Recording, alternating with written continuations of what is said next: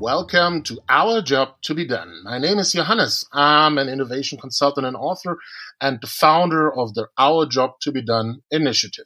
As you can hear, this is an English episode we do with a very, very special guest who's really an icon in his area, who's the global number one. It's Mr. Tim Hughes, who's number one in terms of social selling worldwide.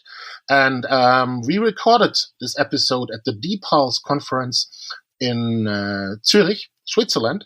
And it's very, very interesting to play this episode now in the times of Corona we are in, because what we talked about and what we basically were bringing some light in was the question, what means social for us?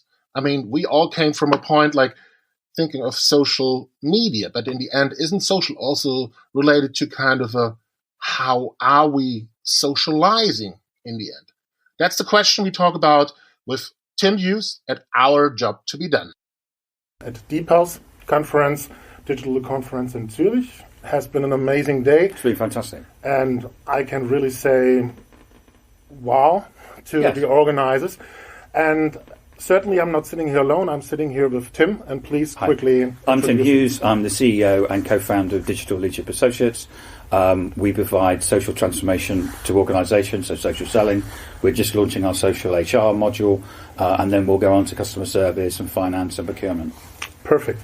And the question we're going to look at together is in terms of social, because the wording social sounds so easy, but on the other side, we're here at the business conference and actually everyone is kind of hoping to make business with social.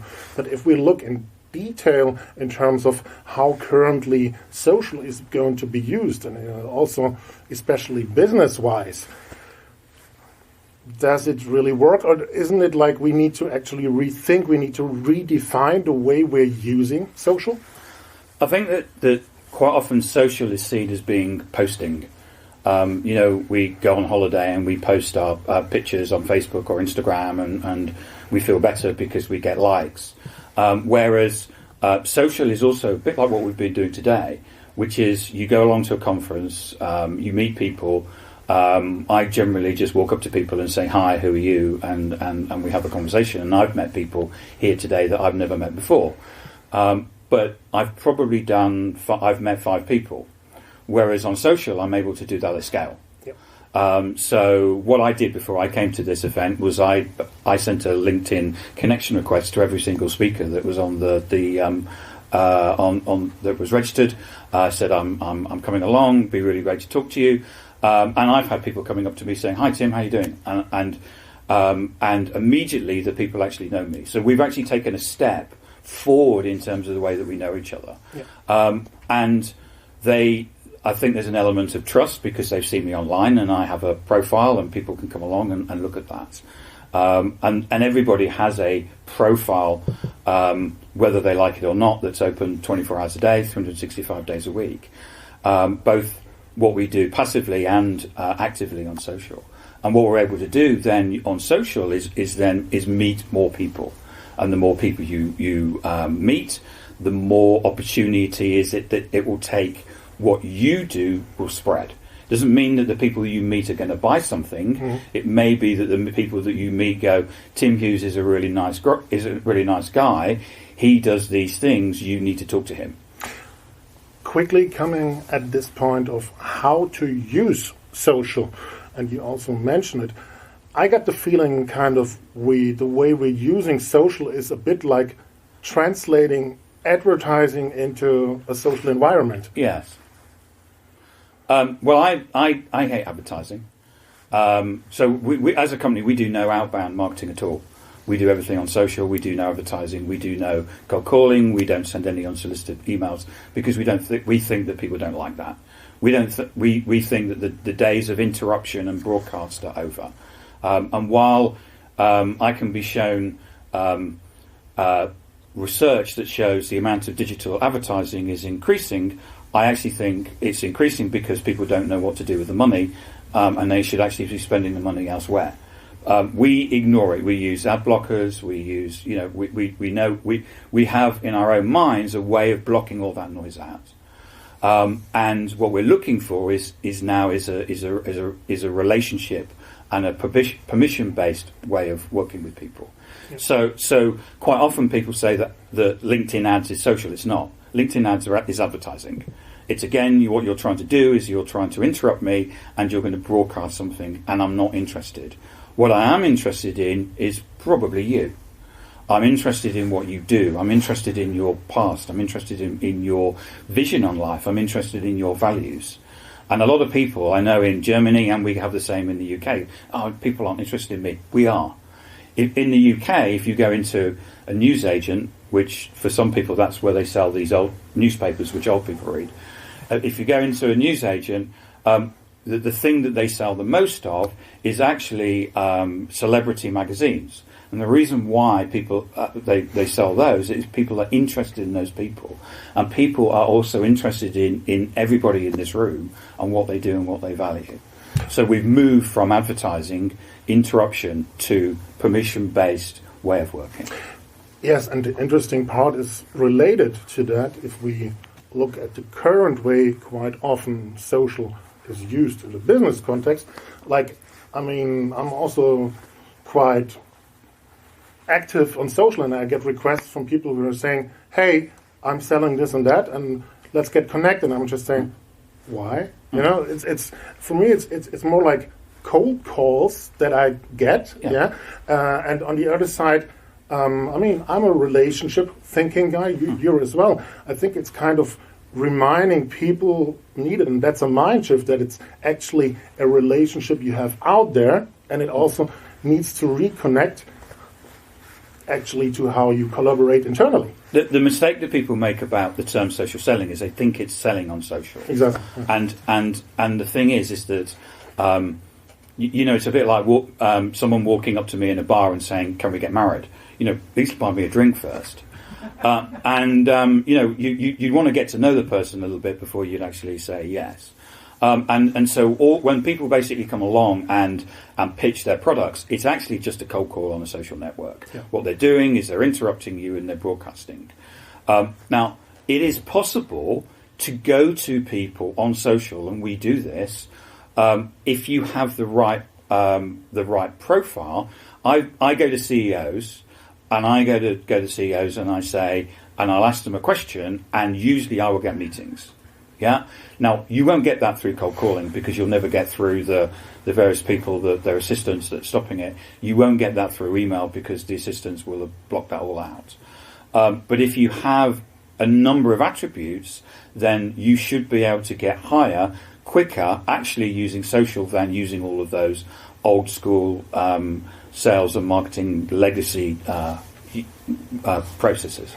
Yes, and I think if I describe a bit what happens in the companies, you remember a couple of 20 years ago, CRM was coming, then social was coming, and then we had the term social CRM, like we mentioned before, but it always came like puzzle pieces all together, and I still have the feeling within the companies these puzzle pieces are still existing, but in terms of connecting everything together and also to get the internal power and to get it out there, it's kind of missing. Yeah. Yes. Yeah, I think that there's. CRMs generally used as way of putting in data and for sales managers to run forecasts. Where I've actually used social in conjunction with the CRM to enable. So we were getting most CRMs are probably accurate to about plus or minus 100%. They're not accurate, It's a salesperson's. Whereas we were running a sales forecast of 95% accuracy, and we were doing that through social. And what we were doing is that we were using internal social in conjunction with the CRM. And the great thing about social is that there's nowhere you can't hide.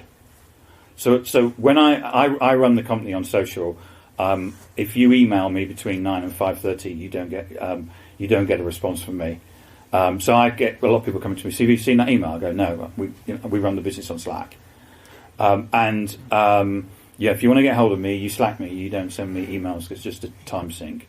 So what you do is you'll find that when you're using social, I'm able to look across the organisation and I'm able to see who's contributing. I can see who's working, who's doing stuff, and I know who isn't. Yep. And from a leadership perspective, that's an amazing thing that I never thought was possible. Absolutely, and I think that kind of detailed look helps because, as we said, we want to help people and look in the session right now. How are you actually able to build business out of it? But you said also that angle in terms of using it internally. I think quite a lot of companies are not there already, or they have the association. Oh, I use Slack or something like that. Well, it needs more. It really needs to go into the organization. Yeah, it's a change program. What we always find when we move people over from using email to using social was that immediately people wanted to go back. They'd go back to email. Yeah. And you end up running the two in parallel. And then you gradually get people, when they recognise the benefit of it, is that you'll see them moving over to using social. Social is a shorter way of, it's a bit like sending someone a text. You don't have to write, so how are you, and stuff like that, which I know you should be doing because it's polite. But when you text someone, you just go, I'm here. And you can do that on social, and it's just easier to transact business like that. But we actually found at my previous company that we got a 25% employee efficiency increase by using social. I then happened to go on to Google and found there was a McKinsey report that actually backed that up. And they're clever people, so it's got to be right, isn't it? But we actually found there was a number of processes where people were doing things quickly. Now, my previous company had 100,000 employees. So that meant we got 25,000 employees for free. I mean, that's a bit of a business case, isn't it? It's absolutely a business case, and that's like everyone is like hoping to have the access to. But what I find very interesting, the term social also related, because if we use it away from the web, it actually means I'm socializing, that kind of context. But if you look exactly, and I mean, we have a huge discussion in Germany about hate on Facebook on the one hand, but also, like we're saying, business-wise, where everyone is hoping to get access to, it doesn't really feel social the way they're using it. Yes, I think that people react differently on different platforms, and I think most people now understand that you work in a different way. So LinkedIn is a lot more formal in the way, and Xing is a lot more formal in the way it works. So you generally don't get people posting about Donald Trump or something, and then everyone piles in about how great his beliefs are on diversity or something like that. So that's a joke, by the way. It's my dry English sense of humour. Whereas on Facebook you might get that, but what we've certainly found, so there's other things that change. So, for example, job. If you take a job on LinkedIn, someone will like it. If you say, hey, here's a job, interesting, which will go through your network, the people that you're connected to, but it's kind of it's there, but people may not see it. Whereas if you put a job ad or a job detail on Facebook, what the person will do is actually go, Johannes, have you seen that job? And you'll get a completely different reaction to that social transaction based on that different platform. So and we are seeing people working differently on those different things. I think we'll always find that there's going to be a debate on Facebook. For sure, but also since we're at a business context, quickly also highlighting this area because everyone wants to do the social business, and on the other side, there's also this term flying around the buzzword culture. say it this way, these kind of components, which I believe is very, very key, actually, that they belong together. Yes. I agree. Knowing and doing are two different things. Yeah. What I found out when I rolled out social selling in the previous company was you'd run a session or a webinar or something, and everyone would nod and go, "Yeah, I really agree with that," and then nothing would happen.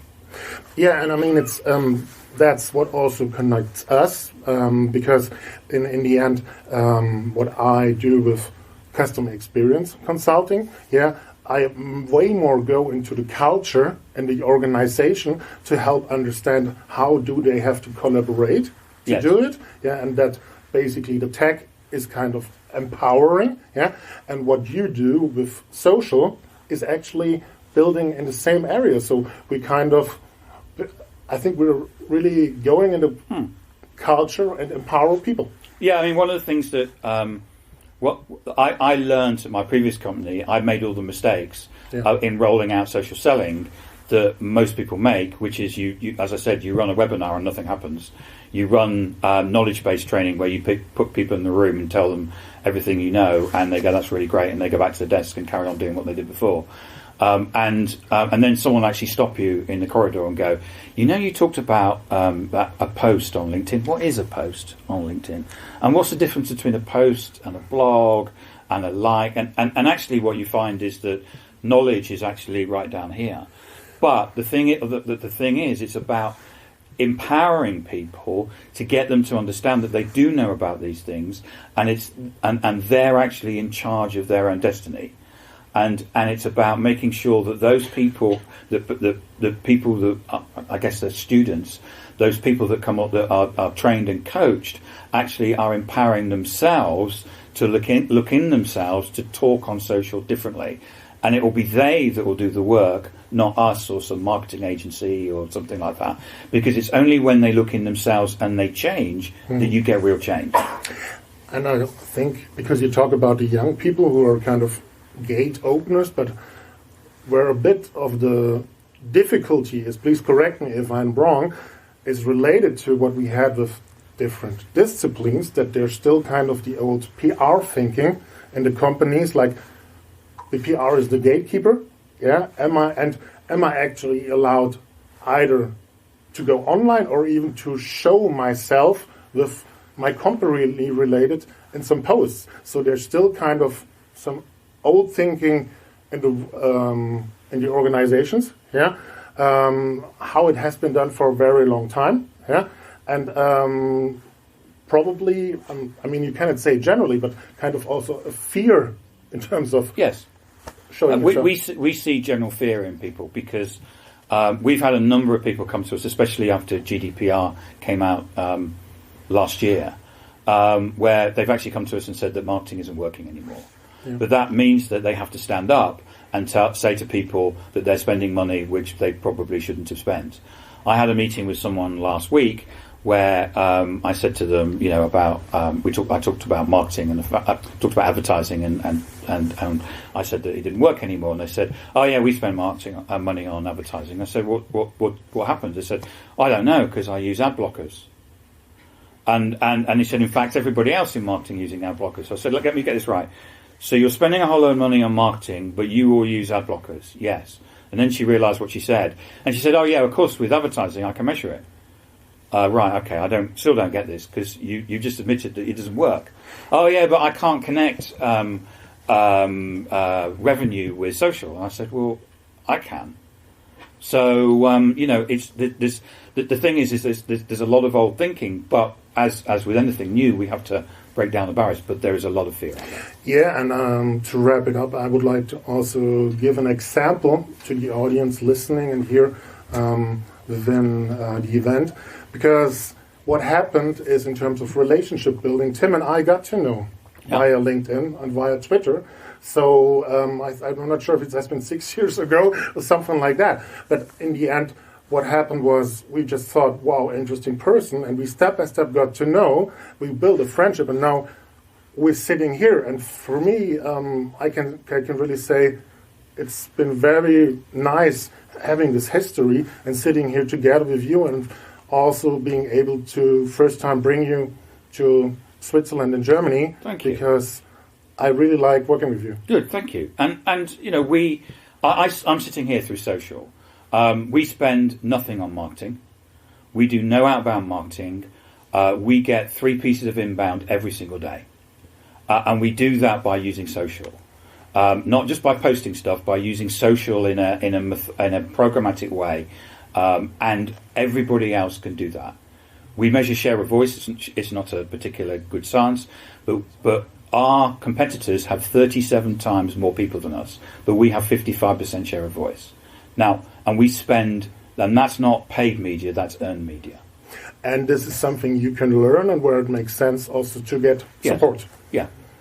And I think so, to encourage people in the end, really open yourself and go into the culture together with people to make and connect with us. You know, come have a look at my LinkedIn profile. Yeah. I'm Tim Hughes. My mother still calls me Timothy, but I'm known as Tim. Come to my LinkedIn profile and have a look, because I think you'll find it very different from everybody else's LinkedIn profile. Yeah, that's, to wrap it up, something very, very actually sounding easy to start with, but you got to remember it's your house actually, and there are certain things. On my LinkedIn profile, I talk about crying. Yeah, I talk about how I've cried at events that we've run, and for some people, actually having that level of authenticity it would be a problem. But then I'm probably not going to be employed by those people. What I want are people to go, that looks like a person who can really help us. Exactly. So thank you very much for coming here. It's been a really, really great pleasure. Thank you. Thank you.